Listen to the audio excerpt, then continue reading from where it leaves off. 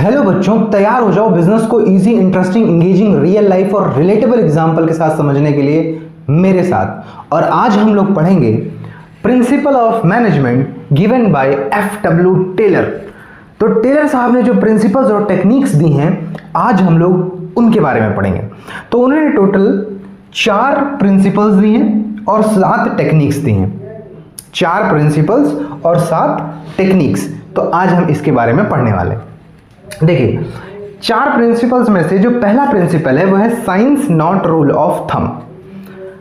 क्या है इसका मतलब? देखिए, आप में से बहुत सारे बच्चे 12th पास होने के बाद में किसी ना किसी यूनिवर्सिटी में एडमिशन लेंगे, है ना। अब उस यूनिवर्सिटी में एडमिशन लेने का तरीका क्या रहता है? जनरली बच्चों का तरीका मैं बताता हूं क्या रहता है कि वो उनकी कोई बड़ी दीदी या भैया होंगे जो पढ़ रहे होंगे वहां यूनिवर्सिटी में, तो वो उनसे पूछेंगे कि दीदी भैया मैंने 12th पास आउट कर लिया है, मैं किस यूनिवर्सिटी में एडमिशन ले लूँ। पूछते हैं तो वो उनसे पूछेंगे, ठीक है। और उनसे जब पूछेंगे तो कहेंगे अच्छा ये वाली यूनिवर्सिटी अच्छी है, इसमें एडमिशन ले लो। फिर वो कोई कहेगा अच्छा ये वाली यूनिवर्सिटी अच्छी है, उसमें एडमिशन ले लो। अब मान लो उस बच्चे ने दीदी भैया की बात मान के यूनिवर्सिटी में एडमिशन ले ली। अब एडमिशन लेने के बाद पता चला अरे जैसा मैंने एक्सपेक्ट किया था वैसी यूनिवर्सिटी तो है ही नहीं, मतलब तरीका गलत हो गया। बल्कि आपको क्या करना चाहिए कि आप ये हिट एंड ट्रायल मेथड मत लगाओ। इसी को बोलते हैं rule of thumb. Rule of thumb मतलब सदियों से प्रथा चली आ रही है कि बच्चे एडमिशन कैसे लेंगे? दीदी भैया से पूछ के। पहले भी यही करते थे मेरे टाइम पे कि भैया दीदी भैया से ही पूछ के एडमिशन लेंगे। आज भी यही करते हैं, सदियों से यही परंपरा चली आ रही है। परंपरा, प्रतिष्ठा, अनुशासन, है ना, रूल ऑफ थंब। तो हमें रूल ऑफ थंब नहीं लगाना, हमें साइंस लगाना है। साइंस का मतलब हमारा जो डिसीजन होगा ना बहुत ही फैक्ट और डेटा के बेसिस पे होगा, ना कि ये हिट एंड ट्रायल मेथड जो सदियों से परंपराएं चली आ रही हैं उसके बेसिस पे नहीं। तो अगर हमें किसी यूनिवर्सिटी में एडमिशन लेना है तो हम क्या करेंगे? मान लो 15 यूनिवर्सिटी हैं जिसमें हमें एडमिशन लेना है, तो इस 15 के 15 यूनिवर्सिटी का फीस पर ईयर का, पर सेमेस्टर का, इसमें कौन कौन से कोर्सेज चलते हैं, मेरा कोर्स इसमें है या नहीं है, मेरे कोर्स की फीस कितनी है, उसके बाद में यहाँ से कितने तक का प्लेसमेंट गया है, गूगल पे इसके रिव्यूज़ क्या हैं हर यूनिवर्सिटीज़ के। इतना सब डेटा पूरा कलेक्ट करिए, ठीक। और इतना डेटा कलेक्ट करने के बाद फिर डिसाइड करिए कि आपको किस यूनिवर्सिटी में जाना है।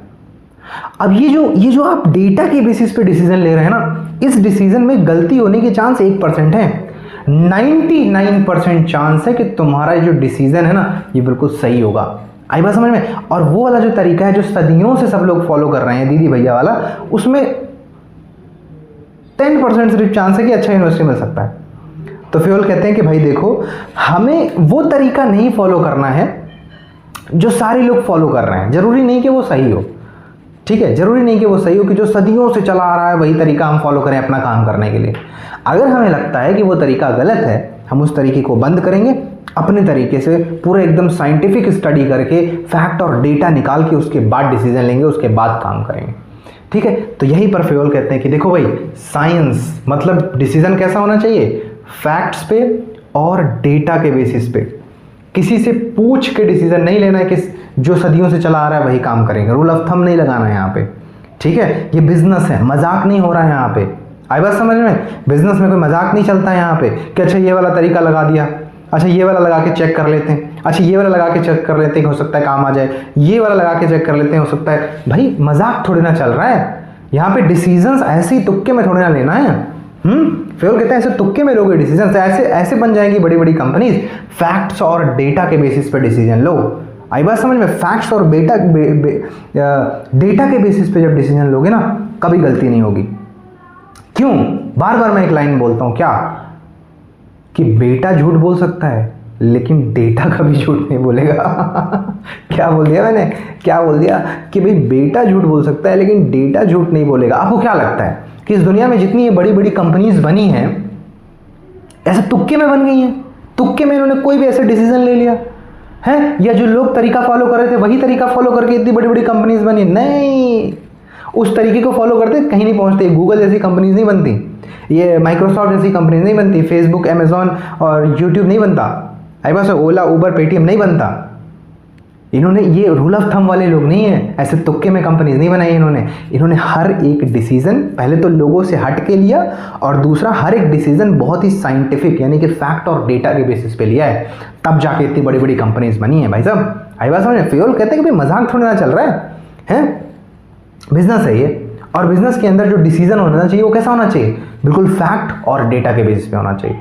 ठीक बात है, तो ये हो गई पहला प्रिंसिपल। फ्यूल कहते हैं साइंटिफिक डिसीजन। लो भैया मजाक नहीं चल रहा है यहाँ पे, हाँ क्या बोल रहा हूँ मैं तुमसे, साइंटिफिक डिसीजन, मजाक नहीं चल रहा है। फिर तो दूसरा प्रिंसिपल है harmony not Discord. Harmony not Discord मतलब कहते हैं कि भाई देखो बिजनेस है, बिजनेस के अंदर ना कुछ एम्प्लॉयज होंगे जिनको हम हायर करेंगे, और एक मैनेजमेंट होगा, मतलब जो ओनर होगा वो इन एम्प्लॉयज को मैनेज करने के लिए 2-4 लोगों को रखेगा, जिनको हम लोग बोलते हैं मैनेजमेंट। आपने स्कूल के अंदर, कंपनीज के अंदर बहुत ये नाम सुना होगा, मैनेजमेंट ये बोल रहा है। क्या है मैनेजमेंट?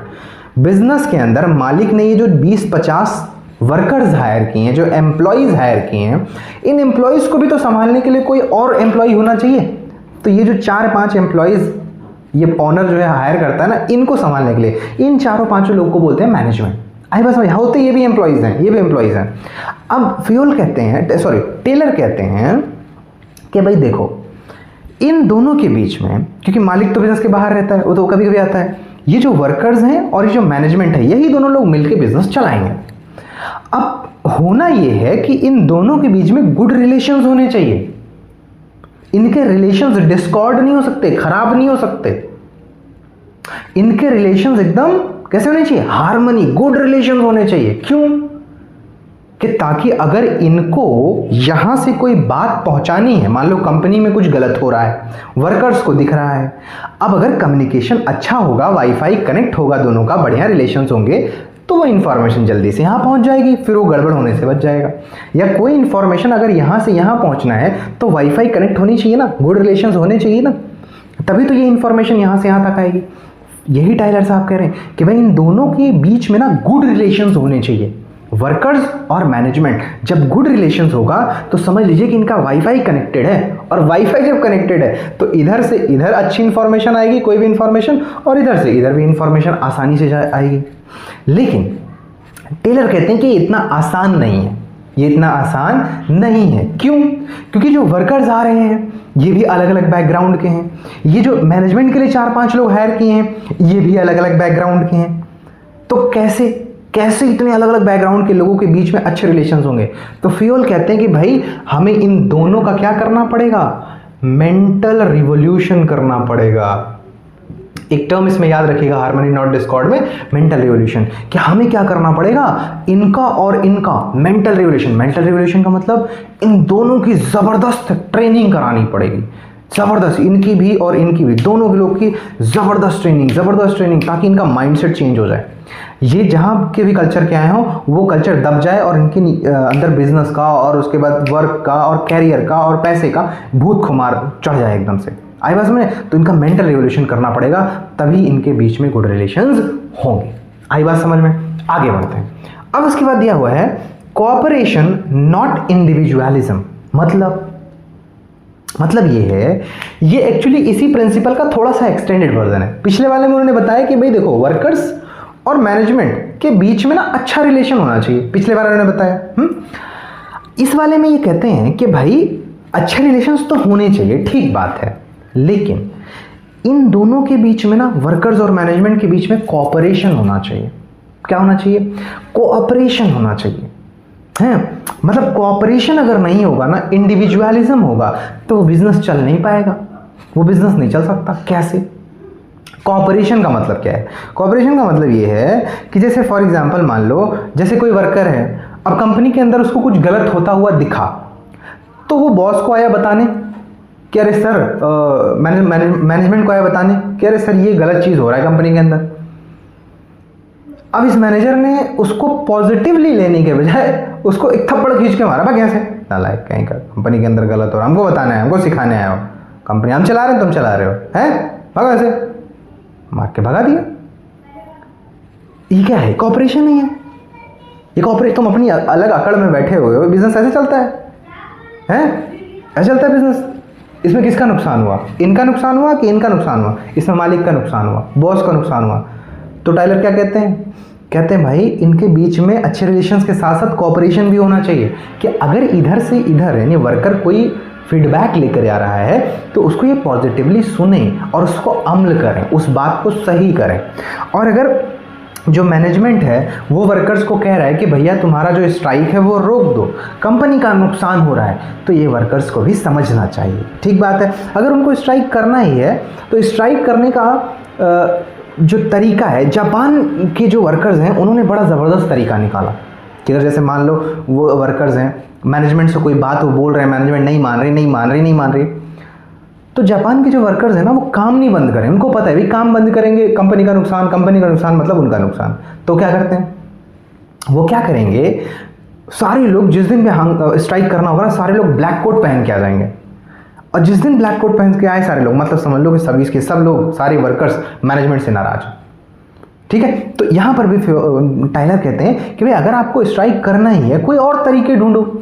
फ्यूल तो एक्सपेरिमेंटल आदमी है यार, वो कहते हैं कि ज़रूरी है स्ट्राइक का वही तरीका फॉलो करो जो सदियों से फॉलो होता हुआ आ रहा है। फ्यूल तो टेलर तो इसी बात के खिलाफ है कि क्यों हमें वही तरीका फॉलो करना है जो सदियों से फॉलो होता आ रहा है। हम अपने तरीके से करेंगे ना सब, कि अगर तुमको स्ट्राइक भी करनी है ब्लैक कोट पहन के आ जाओ, येलो कोट पहन के आ जाओ, कुछ अलग तरीके से करो ताकि कंपनी का भी ना नुकसान हो, इनका ना नुकसान हो और बॉस का ना नुकसान हो। आई बात समझ में? तो ये कॉपरेशन होना चाहिए कि अगर मैनेजमेंट कोई बात बोलता है इनको तो ये आराम से माने, और ये अगर इनको कोई बात बोल रहे हैं तो ये आराम से माने। ठीक है। इसको बोलते हैं कोऑपरेशन, नॉट इंडिविजुअलिज्म। ठीक बात है। अच्छा, फिर इसके बाद दिया हुआ है development of each and every person to his और her greatest efficiency and prosperity. इसका मतलब क्या है? देखिए, मान लीजिए मैं किसी कंपनी का बॉस हूं। अब मैंने क्या किया, एक ड्राइवर हायर किया सबसे पहले, और दूसरा मैंने एक शेफ हायर किया। मैंने हायर कर लिया। हायर करने के बाद मैंने क्या किया, ड्राइवर को खाना बनाने का काम दे दिया और शेफ को कार चलाने का काम दे दिया। अब सोच के देखो, ये दोनों लोग क्या कभी अपना काम ढंग से कर पाएंगे? और इन दोनों के मन में क्या चलेगा? यही चलेगा कि अरे ड्राइवर कार चलाते चलाते, मतलब खाना बनाते बनाते जो ड्राइवर है वो ये सोचेगा कि अरे कार चलाने देते ना मुझे, तब मैं दिखाता मेरे अंदर कितना टैलेंट है। ड्राइवर तो खाना बना रहा है, खाना बनाते बनाते वो ये सोचेगा कि अरे कार चलाने देते ना मुझे, तब मैं दिखाता मेरे अंदर कितना दम है, कितना टैलेंट है। ये कैसे काम में लगा दिया जिस काम में का तो मेरे अंदर टैलेंट ही नहीं है। जो हमारा शेफ है वो जब कार चला रहा हो क्या सोचेगा, अरे खाना बनाने देते ना भाई साहब, तो दिखाता अपना दम, दिखाता अपना टैलेंट। क्या कह रहे हैं वो? कह रहे हैं कि आप वर्कर्स के फुल पोटेंशियल का इस्तेमाल तभी कर पाएंगे जब, पहली बात तो जो वर्कर्स हों उनका जो सिलेक्शन होना चाहिए वो बहुत साइंटिफिक हो। साइंटिफिक का मतलब बहुत टफ प्रोसेस से वर्कर का सिलेक्शन करना चाहिए, बहुत टफ प्रोसेस से वर्कर का सिलेक्शन करना है। टेलर कह रहे हैं बहुत टफ प्रोसेस से। कह रहे हैं कि भाई साहब ध्यान से सिलेक्शन करना। कंपनी के अंदर अगर गधा आ गया ना गलती से, गधे का सिलेक्शन हो गया ना, ट्रेनिंग देके उसको शेर नहीं बना पाओगे। क्या बोल रहे हैं वो? ट्रेनिंग देके उसको नहीं शेर बना सकते गधे का। तो कह रहे हैं कि भैया शेर का सिलेक्शन करो तो उसको ट्रेनिंग देके बब्बर शेर बना देंगे। गधे को सिलेक्ट कर लिए तो कहाँ से वो शेर बना देंगे उसको? तो कहते पहले तो सिलेक्शन में गलती ना करना भाई साहब। सिलेक्शन में गलती करी कंपनी डूब जाएगी, नहीं चल सकती। कहते पहले तो बहुत टफ, एकदम टफ प्रोसेस से उसका सिलेक्शन करो। सिलेक्शन करने के बाद उसका काम ना, जो काम आप उसको दोगे वो उसके एबिलिटी के हिसाब से दोगे। मतलब जैसे अगर आपने ड्राइवर और शेफ हायर किया तो अब ड्राइवर को कार चलाने का काम ड्राइवर को, और फूड खाना बनाने का काम शेफ को, उनके एबिलिटी के हिसाब से हम उनको काम देंगे। ठीक। और जब हम उनको एबिलिटी के हिसाब से उनको काम देंगे ना, तब जाके वो अपने काम में हमको अपना पोटेंशियल दिखा पाएंगे, अपना दम दिखा पाएंगे। वो कितना काम कर सकते हैं, कितना ज़बरदस्त काम कर सकते हैं, वो तभी करेंगे जब हम उनको उनका काम देंगे जो काम उनको आता है। आई बात समझ में? यही कह रहे हैं टेलर कि पहले तो सिलेक्शन ज़बरदस्त करो टफ प्रोसेस से, फिर उनके एबिलिटी के हिसाब से जिस काम के लिए सिलेक्ट किया है वो काम दो। ड्राइवर को ड्राइविंग के लिए सिलेक्ट किया तो ड्राइविंग का काम दो, शेफ को खाना बनाने के लिए सिलेक्ट किया है तो खाना बनाने का काम दो। उसके बाद देखो वो क्या जादू बिखेरते हैं। आई बात समझ में? तो ये 4 प्रिंसिपल्स हैं जो टेलर ने दिए हैं।